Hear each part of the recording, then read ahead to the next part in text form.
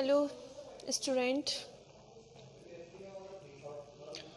हमारा लास्ट में मैंने आपको नेचर पार्टनरशिप समझाई थी, ठीक है, पर्टिकुलर पार्टनरशिप समझाया था।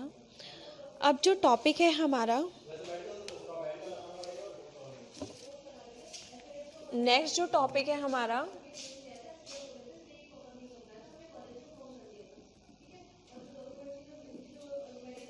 ठीक है, उसमें नेक्स्ट है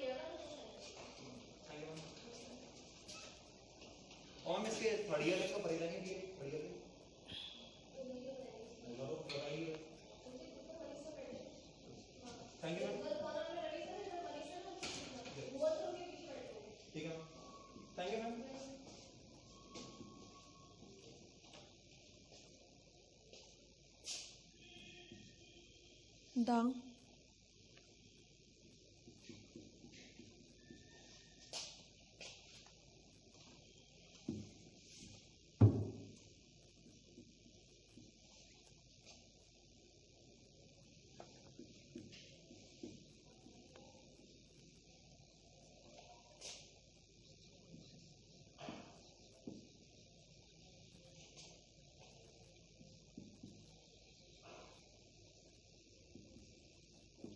पार्टनरशिप, ठीक है।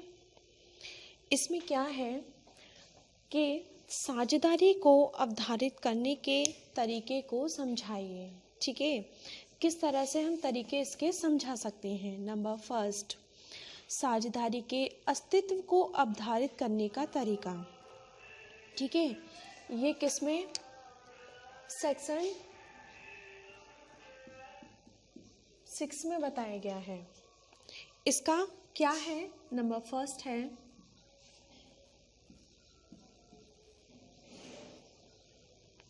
मोड ऑफ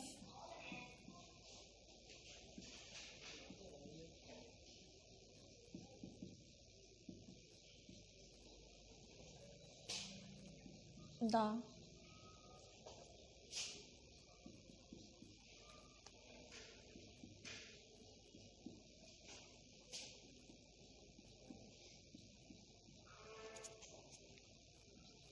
ऑफ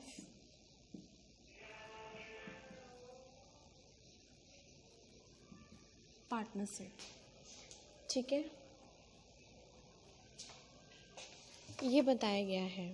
इसमें क्या है कि यह अवधारित करने के लिए एक व्यक्तियों का समूह फर्म है या नहीं, भारतीय साझेदारी अधिनियम की धारा 6 का अवलोकन करना आवश्यक है। धारा 6 उपबंधित करती है कि यह अवधारणा करने में कि क्या व्यक्तियों का कोई समूह फर्म में है या नहीं, या कोई समूह फर्म में साझेदार है या नहीं, सभी सुसंगत तथ्यों द्वारा मिलाकर दर्शाए जाने वाले पक्षों के बीच में वास्तविक संबंध पर ध्यान दिया जाएगा। नंबर फर्स्ट, इसमें पॉइंट्स वाइज हैं। नंबर फर्स्ट है व्याख्या फर्स्ट एंड व्याख्या सेकंड। ओके, तो व्याख्या फर्स्ट में है किसी संपत्ति में संयुक्त या सामान्य हित रखने वाले लोगों के द्वारा उस संपत्ति के लाभ या समस्त अभिदानी में हिस्सा बांटना स्वतः ऐसे लोगों को साझेदार नहीं बनाता। नेक्स्ट, किसी व्यक्ति द्वारा किसी व्यापार के लाभ में हिस्से की प्राप्ति या लाभ के अर्जन पर निर्भर या व्यापार द्वारा अर्जित लाभ की मात्रा के अनुसार घटने बढ़ने वाले किसी भुगतान की प्राप्ति स्वतः उन लोगों का जो व्यापार करते हैं साझेदारी नहीं बनती। ओके, नेक्स्ट है इसके विशेषकर भुगतान के हिस्से की प्राप्ति किसी रुपया उधार देने वाले के द्वारा ऐसे लोगों से जो व्यापार करते हों या करने वाले हों। नेक्स्ट, किसी सेवक या अभिकर्ता के द्वारा पारिश्रमिक के रूप में। नेक्स्ट है किसी मृत भागीदार की विधवा की संतान द्वारा वार्षिक के रूप में। व्यापार के किसी पूर्व स्वामी या आंशिक द्वारा अपनी खयाती लाभ या हिस्से के विक्रय के प्रतिफल स्वरूप। स्वतः प्राप्त करने वाले को व्यापार करने वाले का साझेदार नहीं बना देती।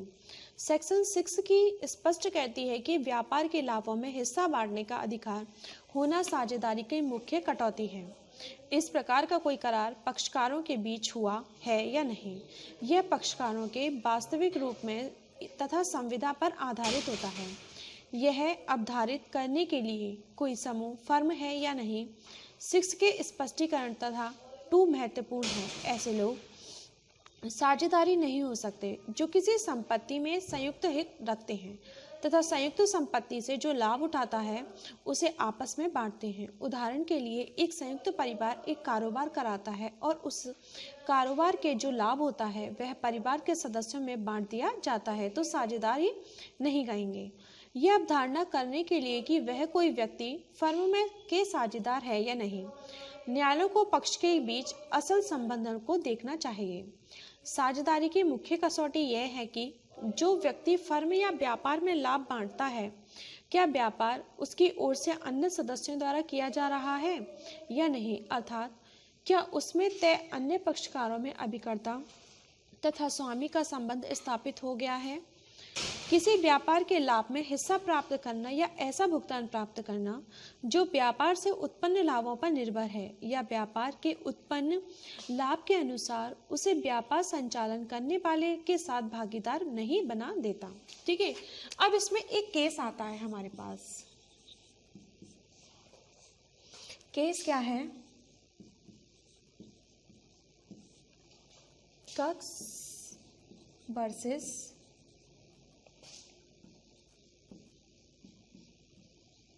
हिकमैन। ठीक है, नेक्स्ट इसमें क्या बताया गया कि लाभ में हिस्सा बांटने वाला व्यक्ति भी साझेदारी के दायित्व के लिए उत्तरदायी ठहराया जाता है, परंतु इस बात में न्यायालय द्वारा दिए गए निर्णय से यह मत समाप्त हो गया है कि साझेदारी के अस्तित्व को निर्धारित करने के लिए वास्तविक कसौटी को निर्धारित कर दिया गया है। न्यायालय ने अपने निर्णय में कहा कि लाभ में हिस्सा पाने वाला साझेदारी के संबंध का गठन नहीं करता, बल्कि साझेदारी को निश्चित करने के लिए पक्षकारों के बीच हुए करार उसके वास्तविक अभिप्राय को, जो कि संपूर्ण तथ्य एवं परिस्थितियों में प्रकट होता है, देखना चाहिए। इस बात में लॉर्ड रूटन ने आगे कहा कि साझेदारी की जांच की असल परीक्षा यह नहीं है कि क्या कोई व्यक्ति लाभ या हिस्सा प्राप्त करता है, बल्कि क्या व्यापार उसकी ओर से दूसरे व्यक्ति द्वारा किया जा रहा है जिसके वह मालिक हो जाता है। वह संबंध साझेदारों के वास्तविक आशय तथा संविदा द्वारा जाना जा सकता है। ठीक है, नेक्स्ट है इसमें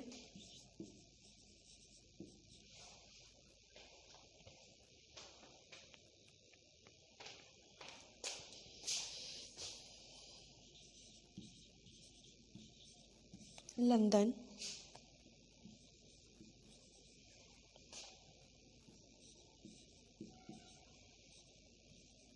फाइनेंशियल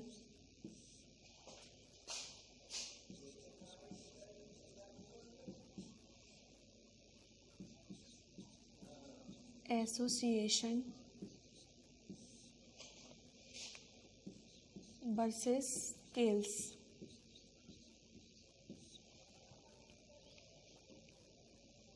केल्क।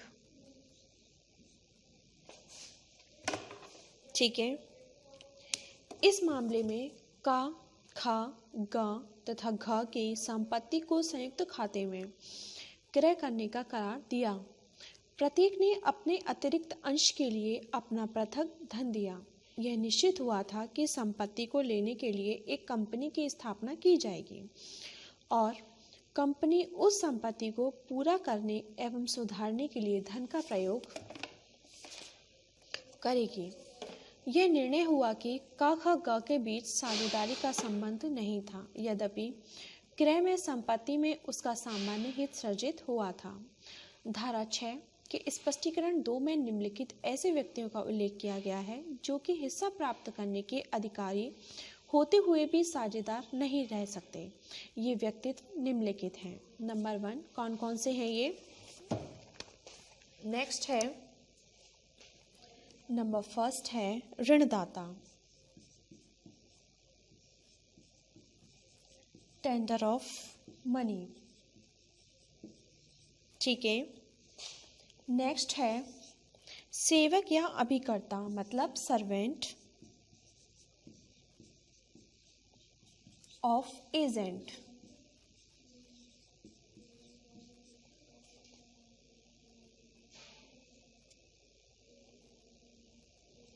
ठीक है, अब इसमें केस है मुंशी,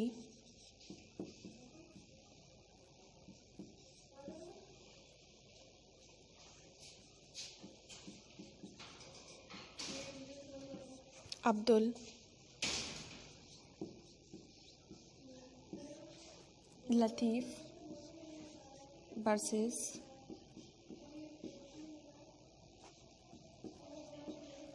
गोपेश्वर।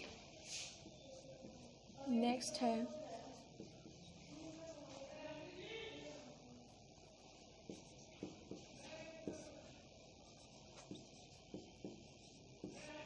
रामदयाल वर्सेस जन्मेजय।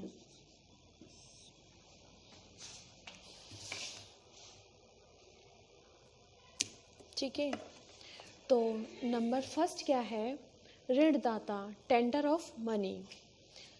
किसी भी ऋणदाता जो किसी व्यापार या फर्म या व्यापार में रुपए इस शर्त पर लगाता है कि वह ब्याज के बदले फर्म या व्यापार में होने वाले लाभ में हिस्सा लेगा या लाभ का अंश ग्रहण करेगा, तो ऐसा व्यक्ति साझेदारी नहीं हो सकता।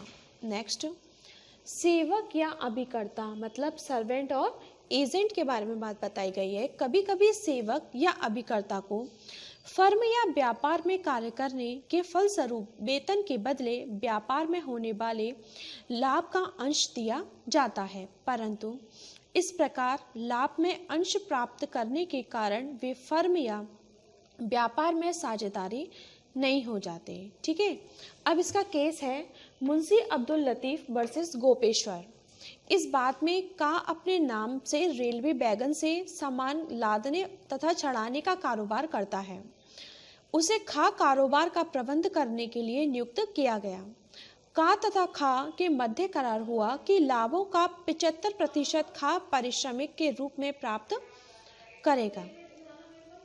का लाभों का 25% प्राप्त करेगा। का किसी हानि के लिए दायी नहीं होगा।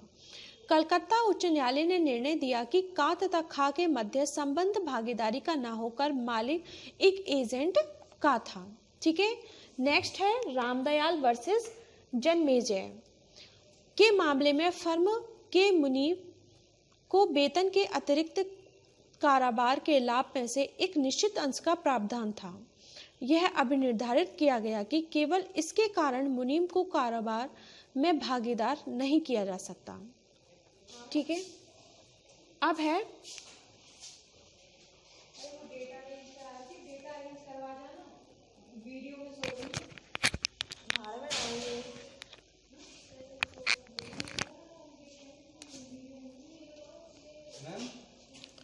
Third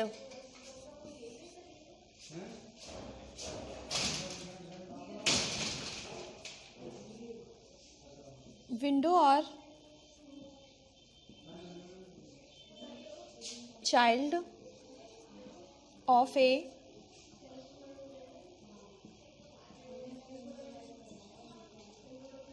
partner.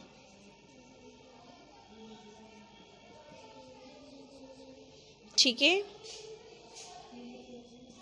नेक्स्ट 4 है सेलर ऑफ गुडविल। ठीक है, अब जो नेक्स्ट पॉइंट है हमारा, आप लोग साथ के साथ स्क्रीनशॉट ले लीजिए और साथ के साथ चेक करते जाइएगा। नेक्स्ट है विंडो ऑफ चाइल्ड। ठीक है, मृतक साझेदार की विधवा और बच्चे। विडो जो होती हैं, ठीक है, विडो और चाइल्ड मतलब कि विधवा और उनके बच्चे।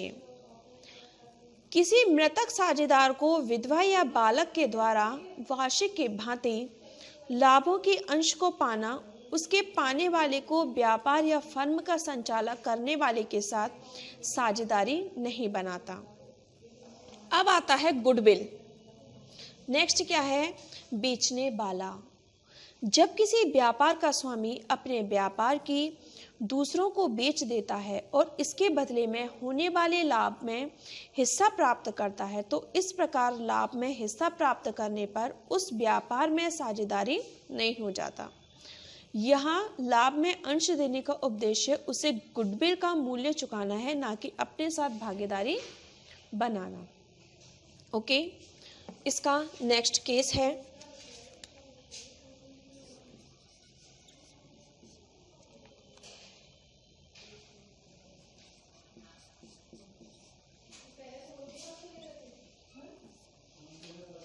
वर्सेस। ठीक है, ये इसमें ये केस बताया गया है। इसमें क्या बताया गया है कि इस बात में एक गांव के डॉक्टर ने अपनी डिस्पेंसरी खा को बेच दी। इसकी जगह आप कुछ भी रख सकते हो, जैसे यह करार किया कि वह डिक्शनरी में कुछ समय तक रखेगा और मरीजों से खा का परिचय कराता रहेगा। ठीक है, जिसके बदले खा उसको लाभ का आधा भाग लेगा और वह डॉक्टर बेचने वाले के साथ साझेदारी नहीं बन गया था।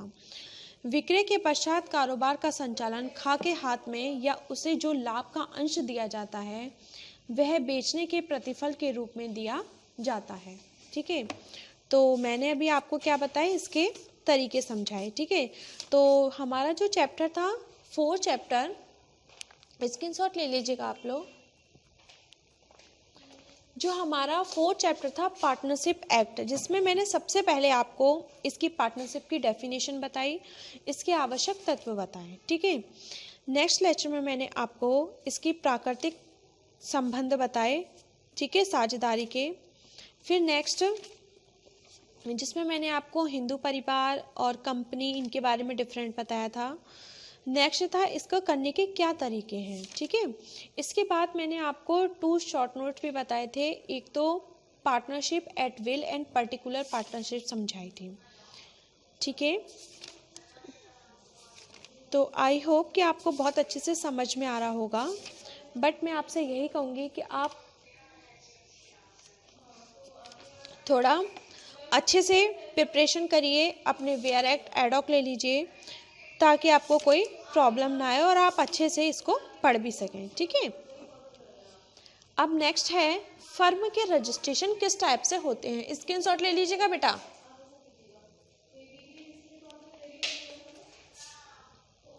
ठीक है, ले लिया।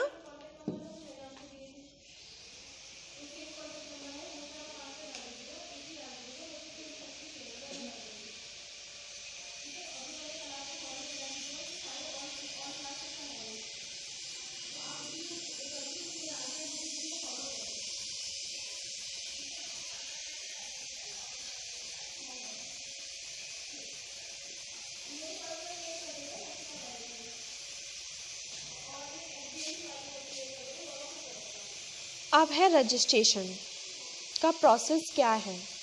जो नेक्स्ट टॉपिक जो है हमारा,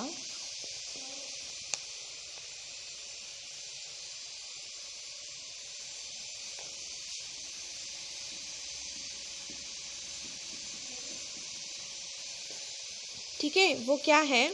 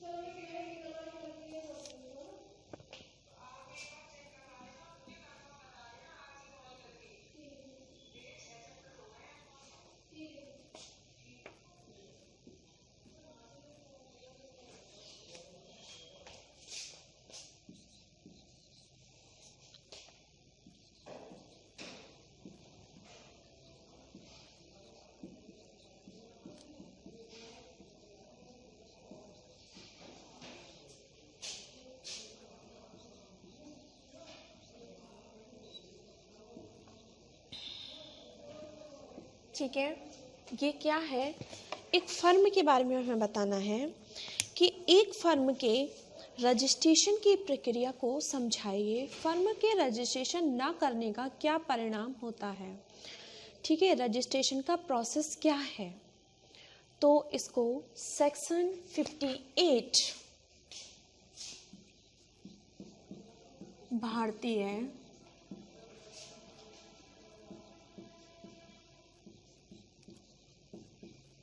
साझेदारी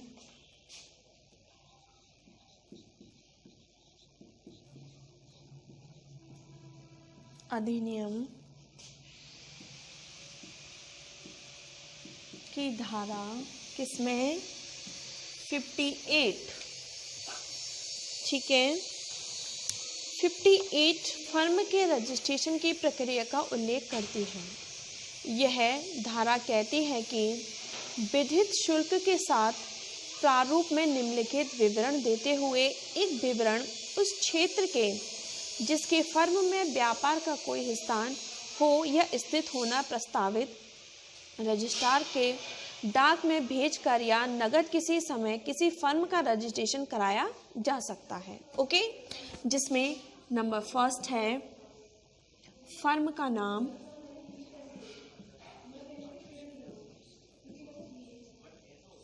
नंबर 2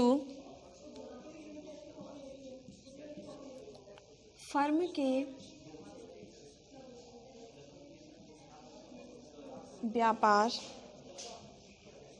का मुख्य स्थान, ठीक है। नेक्स्ट है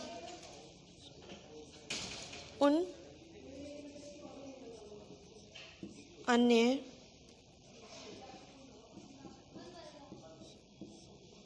स्थानों के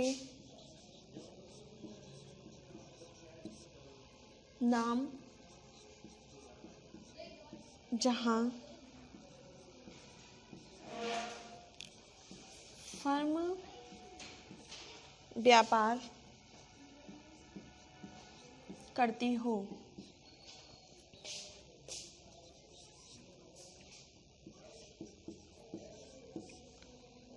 तारीख जिस पर प्रत्येक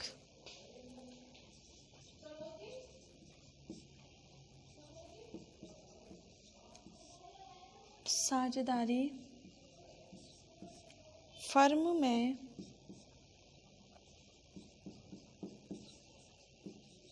शामिल हुआ हो। नेक्स्ट है फर्म की स्थिति, ठीक है। तो सबसे पहले क्या है इसमें, फर्म का नाम, फर्म के व्यापार का मुख्य स्थान, उन अन्य स्थानों के नाम पर जहां फर्म व्यापार करती हो, तारीख जिस पर प्रत्येक साझेदारी फर्म में शामिल हुआ है, और फर्म की स्थिति, ठीक है। और क्या है, फर्म की स्थिति, ठीक है। तो इसमें क्या बताया गया है कि इस विवरण पर फर्म का प्रत्येक साझेदार या इस संबंध में विशेष रूप से प्राधिकृत उनके एजेंट हस्ताक्षर करेंगे। विवरण पर हस्ताक्षर करने वाला प्रत्येक व्यक्ति निर्धारित रीति से उसका सत्यापन करेगा। नेक्स्ट, किसी भी फर्म के नाम में निम्नलिखित शब्दों में से कोई भी शब्द नहीं होगा, अर्थात सम्राट, राजधिराज, राजधरीगी, साम्राज्य, सामाजिक, राजधानी, राजसी या ऐसे शब्द जिससे सरकार का संबोधन, अनुमोदन या संरक्षण व्यक्ति का उपलक्षित होता है, जब तक कि एक राज्य लिखित आदेश के द्वारा फर्म के नाम के मात्र स्वरूप ऐसे शब्दों के उपयोग के लिए अपनी अनुमति देशित न कर दे। जब रजिस्ट्रेशन का इस समय विषय का समाधान हो जाए कि धारा 58 उपबंधों का यथारीति पालन हो गया है और 58 नया स्थानीय सरकार 71 का सब क्लॉज 2 का सब क्लॉज का के अधीन बताए नियमों में जो फर्म का रजिस्ट्रीकरण के लिए निर्धारित औपचारिकता उचित रूप से है, जो वह फर्म के रजिस्टर में इसका रजिस्ट्रीकरण करेगा और मूल विवरण को एक फाइल में रखेगा, इसे सेक्शन 59 में रखा जाएगा। सेक्शन 61 क्या कहता है कि जबकि कोई रजिस्ट्रीकृत फर्म किसी ऐसे स्थान पर अपना कारोबार बंद या चलाना आरंभ कर दे तो उसके कारोबार का मुख्य स्थान ना हो, तब उस फर्म का कोई भी भागीदार या अभिकर्ता उसकी प्रज्ञापन रजिस्ट्रीकृत को भेज दे सकता है तथा रजिस्ट्रीकरण में उस फर्म संबंधी ऐसी टिप्पणी होंगी जो फर्म संबंधित कथन का उसका प्रज्ञापन को फाइल कर देंगी। ठीक है, अब इसके बाद आता है, इसमें हमने किस किस को सेक्शन को पढ़ा, किस किस सेक्शन को पढ़ेंगे? सेक्शन 59, नेक्स्ट 60, 61,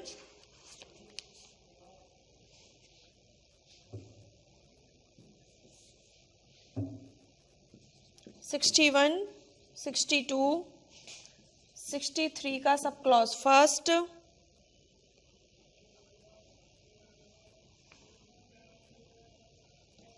63 का 64 का फर्स्ट और 68। ठीक है, फिर इसका जो रिजल्ट है वो 69 में पढ़ेंगे। इसका जो रिजल्ट है वो किस में पढ़ेंगे? 69 में। बट इसकी जो स्थिति से ये सेक्शन से मैं आपको नेक्स्ट लेक्चर में समझाऊंगी कि इसके जो सेक्शन हैं वो किस टाइप से चलेंगे। ओके, हाँ, तो इसके जो सेक्शन होंगे किस टाइप से हैं, तो आज हमने जो इसके जो रजिस्ट्रेशन है वो सबसे पहले हमें क्या करना है, फर्म का नाम देना है, फर्म के व्यापार का मुख्य स्थान बताना है, फिर नेक्स्ट उन अन्य स्थानों के नाम जहां फर्म व्यापार करती हो। नेक्स्ट है तारीख जिस पर प्रत्येक साझेदारी फर्म में शामिल हुआ है। नेक्स्ट इसमें फर्म की स्थिति बताएंगे। ठीक है, तो आप लोग स्क्रीनशॉट ले लीजिएगा।